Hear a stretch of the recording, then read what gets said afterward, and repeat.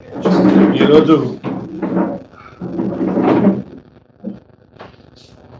ఈ విషయమై మాట్లాడి రావడం చాలా దురదృష్టకరమైనటువంటి సంగతి. దేశంలో ప్రపంచంలో ఎక్కడ కూడా థర్మల్ పవర్ ప్లాంట్స్ మాకొద్దు బాబు అని రిజెక్ట్ చేస్తున్నటువంటి పరిస్థితులు ఎక్కడో వదిలేసి తెచ్చి ఇక్కడ పెట్టాలనుకోవడం చాలా పొరపాటు. సరే పెడతారా లేదని తర్వాత విషయం చూద్దాం. అది అయితే ఈ థర్మల్ పవర్ ప్రాజెక్టు విషయం తెలిసిన వ్యక్తిగా నేను చెప్తున్నాను. ఇది కాకరాపల్లిలో పెట్టే ప్రయత్నం చేశారు, అలాగే సోంపేటలో పెట్టే ప్రయత్నం చేశారు. కానీ అవి చివరకు ప్రజాగ్రహానికి గురై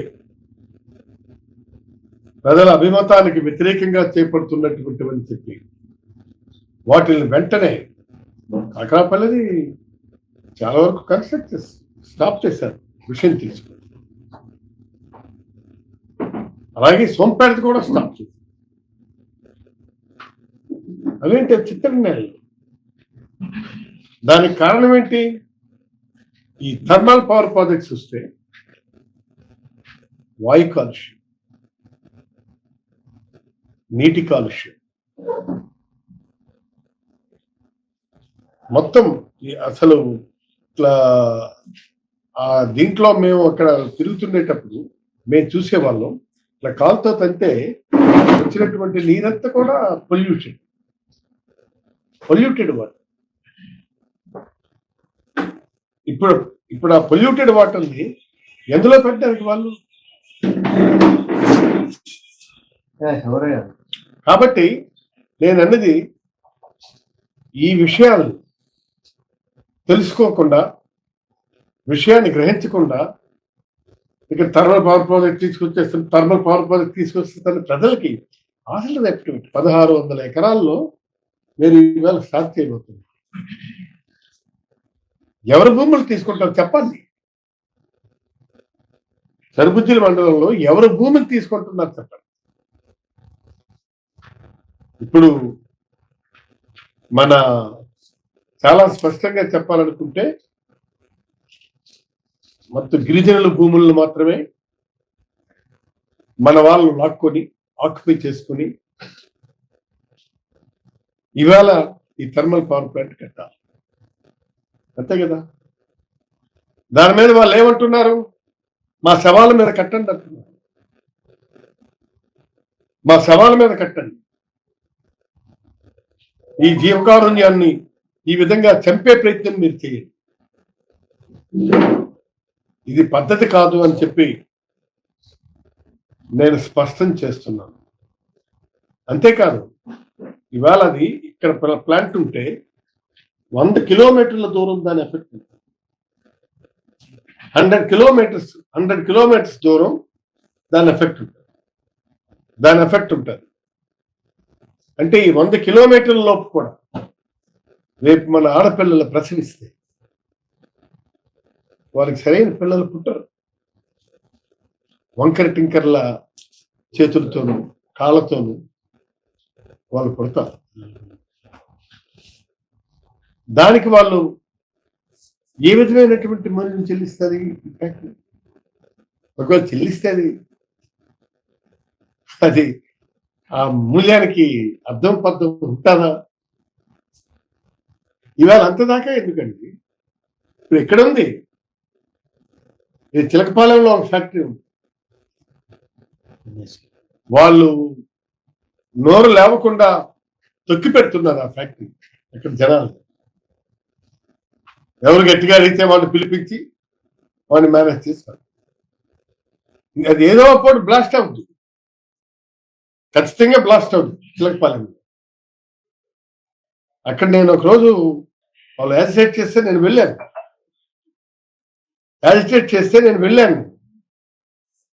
వెళ్తే దారుణంగా ఉన్నది. నైట్ వైలెన్స్ పెట్టారు. తర్వాత మళ్ళీ మరుసటి రోజు అక్కడ ఫ్యాక్టరీ దగ్గర ఇవన్నీ చేసిన తర్వాత వాళ్ళకు ఒప్పందానికి వచ్చింది. ఒప్పందం చేసుకొని మేము ఇవన్నీ చేస్తామని చెప్పాం. లేదు, వాళ్ళు వదిలేస్తున్నారు, ఎటువంటి ఈ ఎఫ్లియేషన్స్ విడిచిపెడుతున్నారు. అలాగే రేపు ఉదయం దీనికి ఏ విధమైనటువంటి సెక్యూరిటీస్, ప్రజలకి సెక్యూరిటీ మీరు ఏమేమి తెచ్చుకున్నారు, ఏ విధమైనటువంటి సెక్యూరిటీ ఇస్తారు? 1600 ఎకరాల్లో 3200 మెగావాట్లు మీరు ఇవాళ ఇస్తామంటున్నారు. ఇది అయ్యే పైన, జరిగే పైన చాలా స్పష్టంగా ఇది ప్రజలపై దీన్ని భారం మోపే పరిస్థితి. తర్వాత దేశం మొత్తం మీద ఈ థర్మల్ ప్రాజెక్టులు అక్కడ కూడా ఇప్పుడు చాలా వరకు డిస్మెంటల్ చేస్తున్నారు. మీరు చూసారా లేదా? అమెరికాలో రీసెంట్గా అమెరికా తర్వాత చైనా వీటన్నిటిలో కూడా చాలా పెద్ద ఎత్తున ఇవన్నీ చేసి వాళ్ళు ఈ చివరికి ఏం చేశారంటే మొత్తం పడగొట్టేశారు. పెద్ద చిమ్నీలు పడిపోతాయి, పెద్ద చిమ్నీలు పడిపోయినట్టు మనం చూసాం కదా. ఆ చిమ్నీలను ఇప్పుడు థర్మల్ పవర్ ప్రాజెక్ట్స్ ఏంటయ్యా? మోడర్నైజేషన్ పెరిగి ప్రపంచం అంతా కూడా గ్రీన్ పెరిగింది. మరి ఇవాళ మళ్ళీ దాన్ని తెచ్చి పెడతామంటే ఏం చేస్తాం? అది పోరాటం చేస్తాం. అందుకు ఇది సరైనటువంటి పద్ధతి కాదు. 23 గ్రామాలకు సరిపడా ఇవాళ కొన్ని మీరు తీస్తున్నారు. నీటి సరఫరా ఉందా? నీటి సరఫరా ఉంటే చెప్పండి. నీరు ఎక్కడి నుంచి తెస్తారు? ఫ్యాక్టరీ నడవడానికి అటు విడిచిపెట్టారు. ఇవన్నీ కూడా సమస్యలు ఉన్నాయి. ఈ సమస్యలన్నింటినీ కూడా సార్ట్అవుట్ చేయాలి. సార్ట్అవుట్ చేసుకొని మీరు ఫ్యాక్టరీకి ఏమేమి ఇవ్వాలో మీరు చెప్పండి. భవిష్యత్తులో నాగావళి వంశధార నీరు రైతులకు అందకుండా పోవడం వల్ల జిల్లా ప్రజానీకం చాలా ఇబ్బంది పడుతుంది. ఇవాళ వంశధార నీళ్లు అందుతున్నాయా రైతులకి? టైలెండ్కి ఏమి టైలెండ్కి అందుతున్నాయా? మరి ఇవాళ ఆ వాటర్ని తీయడానికి మీరు ఎలా చేస్తారు? మేము అంగీకరించాం. మేము ఎట్టి పరిస్థితుల్లోనూ అంగీకరించాం. మేము ఎట్టి పరిస్థితుల్లో కూడా దీంట్లో మేము దీన్ని స్టాప్ చేస్తాం, అడ్డుకుంటాం, వ్యతిరేకిస్తాం, ప్రతిఘటిస్తాం, ఫ్యాక్టరీని రాకుండా ఆపుదల చేస్తాం. ఇదేమన్నా తమాషాగా ఉందా? ఏదీ లేకపోతే సరుబుద్దుల మండలం, బూత్ మండలం తేరగా కనిపిస్తుందా?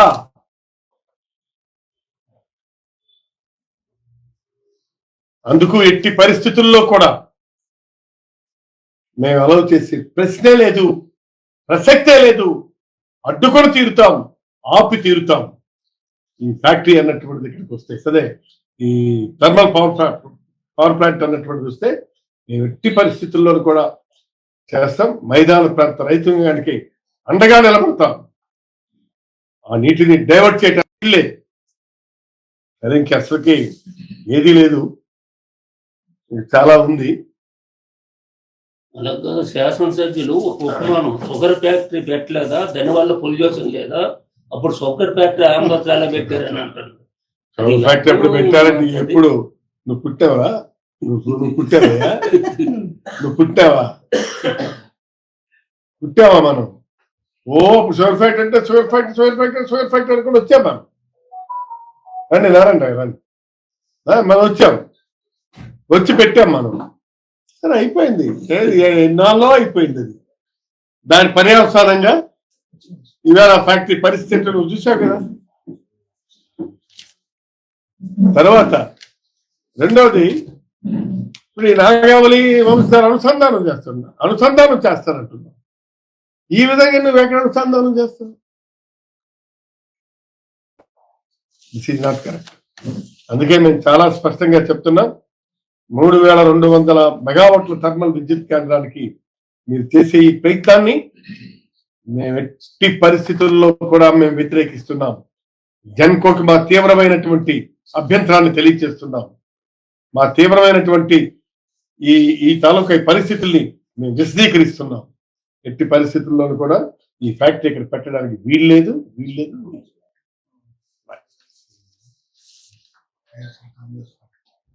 దీన్ని ఎట్టి పరిస్థితుల్లో వైఎస్ఆర్ కాంగ్రెస్ పార్టీయే కాదు, మిగిలినటువంటి మేధావులు, విద్యార్థికులు, ప్రజా సంఘాలు, రాజకీయ పార్టీలు, ఈ థర్మల్ ప్లాంట్ పై ఉద్యమిస్తున్న గిరిజన రైతాంగ వాళ్ళందరూ కూడా మైదాన రైతాంగానికి, తీర ప్రాంతాల మైదానంలో ఉన్నటువంటి పై ప్రాంత రైతాంగానికి అండగా నిలిచి ఖచ్చితంగా మేము పోరాం. దీనికి అందరూ మేధావులు, అటు ప్రజా సంఘాలు, రాజకీయ పార్టీలు ఈ థర్మల్ పవర్ ప్లాంట్ మీద స్పష్టమైనటువంటి వైఖరిని తెలియజేస్తూ మనం రావాల్సినటువంటి అవసరం ఉందని చెప్పి నేను మీ అందరికీ తెలియజేస్తున్నాను. దీనివల్ల భవిష్యత్తులో చాలా ప్రమాదాలు ఉన్నాయి. కాబట్టి దీన్ని మేము ఎట్టి పరిస్థితుల్లో కూడా వ్యతిరేకిస్తున్నాం, విభేదిస్తున్నాం, ప్రతిఘటిస్తున్నాం.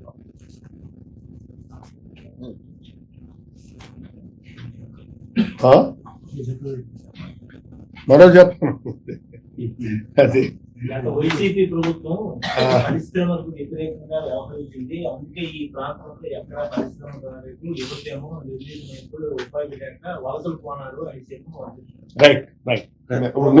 ఉపాధి కల్పించడం కోసమే మీ నేనన్నది నువ్వు వాళ్ళ అన్న మాటలే నువ్వు చెప్తున్నావు. నీ తప్పు కాదు, వాళ్ళ అన్న మాటలే నువ్వు చెప్తున్నావు. అయితే నేనేమంటున్నానంటే, సరే ఎంతమందికి ఉద్యోగాలు ఇచ్చామో ఇవ్వలేదు, ఉద్యోగం అనుభవిస్తున్నటువంటి వాళ్ళకి అందరికీ ఒక్కసారే ఉద్యోగం ఇచ్చేయమంటే ఇచ్చేయలేము. అర్థం కదా. ఇప్పుడు వీళ్ళు వచ్చారు కదా, వీళ్ళు ఎంతమందికి ఉద్యోగాలు ఇస్తారో చూద్దాం. నేను అన్నది ఇప్పుడు వచ్చారు, ఇంకా 6 మాసాలు గడిచింది. ఇంకా రెగ్యులర్ ఎలక్షన్స్ అయితే 4 సంవత్సరాలు 6 నెలలు ఉంది. జమిలీ ఏదో అంటున్నా, అది వస్తే మరి 3.5 సంవత్సరాలు అనుకుంటా, 3 సంవత్సరాలు. మరి దీంట్లో ఎంత చేస్తారో చూద్దాం. ఇక మాకు చేతనైనంతది మేము ఓపెన్ గా చేసి చూపించాము. సచివాలయం ఇది ఇప్పుడు వాలంటీర్లు ఆలో పక్క సమ్మె చేస్తున్నారు. వాళ్ళ గురించి పట్టించుకునే నాదుడే లేడు. అర్థం కాలేదా అంటే విషయం.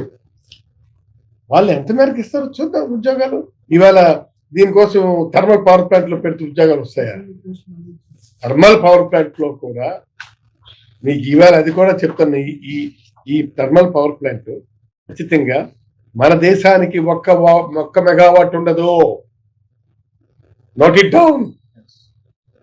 1 మెగావాట్ మన దేశానికి ఒక్కటి ఉంటే కొంత విద్యుత్ వస్తుందా మనం చేద్దాం. అవి విదేశాలకు తీసుకొని వెళ్ళడానికి లైన్లు వేసుకున్నారు. మన దేశానికి 1 మెగావాట్ కూడా రాదు. కేంద్ర ప్రభుత్వం ఒప్పందం చేసుకుంది, అందుకే రైట్. కేంద్ర ప్రభుత్వం ఒప్పందం చేసుకుంటే కేంద్రం ఎక్కడో పెట్టుకోమను అయ్యా. థర్మల్ పవర్ ప్రాజెక్ట్ ఎక్కడ పెట్టుకుంటే ఎందుకు? స్థానిక ఎమ్మెల్యే, మిగిలిన ఎమ్మెల్యేలకు ఎవరికి స్థలాలు లేవు, మిగిలిన భూములు ఎవరికి లేవా? మిగిలిన ఎమ్మెల్యేలకు భూములు లేవా? మిగిలిన ఎమ్మెల్యేలకు భూములు లేవా? రైతులు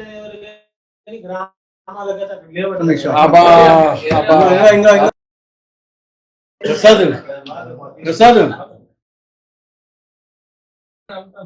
నీకు గ్రీన్ ట్రిబ్యునల్ తీర్పు కాకర ప్లాంట్ మీద ఇచ్చింది. గ్రామాలు ఉన్నా లేకపోయినా పర్యావరణ పరిరక్షణ కిందకి వస్తుంది. Yes. ఫారెస్ట్ ఉంది అక్కడ. గ్రీన్ ప్రమోషన్ జరగాలి. కాదంటావా? సోషల్ అఫారెస్టేషన్ స్మాష్ చేసే అధికారం హక్కు వాళ్ళకి లేదు. ఆహా. చెప్పు ఎమ్మెల్యేకి ఇవన్నీ. మీ ఎమ్మెల్యే చెప్పినాడు మాకు అడిగినావు కదా. చెప్తాను. చెప్పండి ఇవి. వాటర్ ఎక్కడి నుంచి వస్తుంది పోనీ చెప్పండి. సోర్స్ వాటర్ సోర్స్ 4 TMC నీరు ఎక్కడి నుంచి తెస్తారు?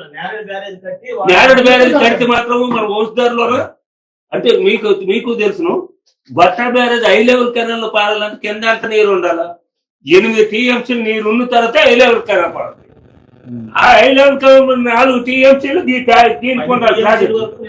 అయితే ఈ రైతు ఉంది మనం ఏది అనుకుంటే అది ఉంటుంది. ఈ 3,233,000 కోట్లు రైతులు మరి నీరెవరు? ఈ 2,50,000 ఎకరాలు ఈ రైతులు పోవాలి. నువ్వు ఇప్పుడు ఇదే కోన రవికుమార్ గారు 2014 తర్వాత అనుసంధానం చేస్తానని చెప్పి వంశార్ నాగావాళ్ళ అనుసంధానం చేసి 2వ పంట కూడా పండించే విధంగా ఆయన చేస్తామని చెప్పినాడు. ఏమైంది?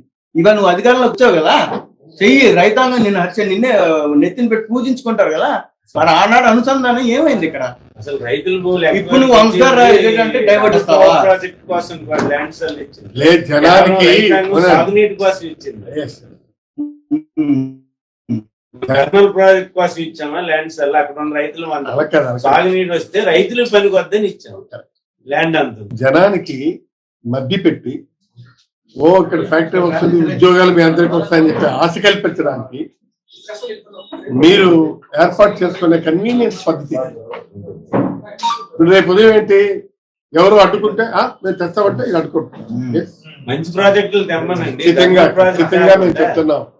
మా ప్రాణం పోయినా సరే అడ్డుకుంటాం, దీన్ని అడ్డుకొని తీరుతాం.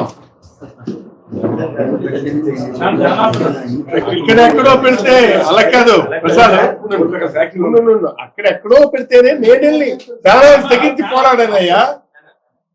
ఇక్కడ 3 అక్కడ 2 తెచ్చినారు, తెలుసా నీకు? చాలా రకాల ఫ్యాక్టరీలు నువ్వు వచ్చి మా ఇంట్లో కూర్చొని పెడతానంటే నేను ఊరుకుంటాను, సమస్య లేదు.